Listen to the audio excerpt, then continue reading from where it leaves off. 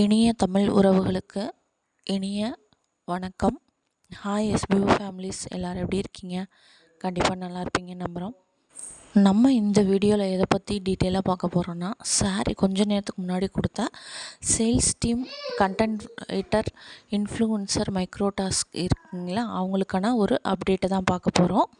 அதுக்கு முன்னாடி நீங்கள் இப்போ தான் நம்ம சேனல் ஃபஸ்ட் டைம் பார்க்குறீங்கன்னா மறக்காமல் சப்ஸ்கிரைப் பண்ணி வச்சுக்கோங்க. இப்போ அவங்க வீடியோக்குள்ளே போகலாம்.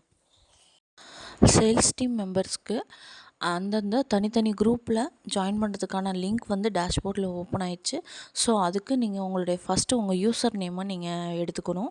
அதுக்கு டெலகிராமில் ஓப்பன் பண்ணி மேலே இருக்க அந்த 3 டாட்டை கிளிக் பண்ணிங்கன்னா இந்த மாதிரி ஷோ ஆகும். இதில் மை ப்ரொஃபைல்னு ஒரு ஆப்ஷன் இருக்கு இல்லைங்களா, அதை கிளிக் பண்ணிக்கோங்க. கிளிக் பண்ணிட்டீங்கன்னா நெக்ஸ்ட் வந்து இந்த மாதிரி ஒரு பேஜ் ஓப்பன் ஆகும். அதில் செகண்டாக யூசர் நேம்னு ஒன்று காட்டுது பார்த்தீங்களா, அதை லாங் ப்ரெஸ் பண்ணி காப்பி பண்ணி வச்சுக்கோங்க. இப்போது நம்மளுடைய எஸ்பிஓ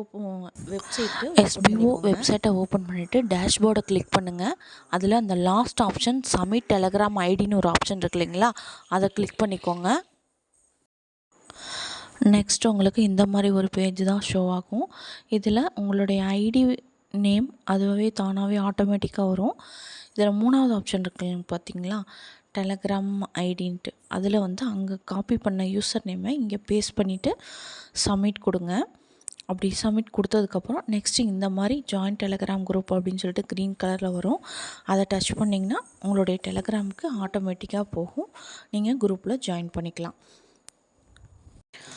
அவ்வளோதாங்க. சில ஏதாவது டவுட் இருந்துச்சுன்னா கமெண்ட் செக்ஷனில் கமெண்ட் பண்ணுங்கள். நீங்கள் இப்போ தான் நம்ம சேனலில் ஃபஸ்ட் டைம் பார்க்குறீங்கன்னா மறக்காமல் சப்ஸ்கிரைப் பண்ணி வச்சுக்கோங்க. பக்கத்தில் இருக்க ஆல் பட்டனையும் கிளிக் பண்ணி வச்சுக்கோங்க. தேங்க்ஸ் ஃபார் வாட்சிங்.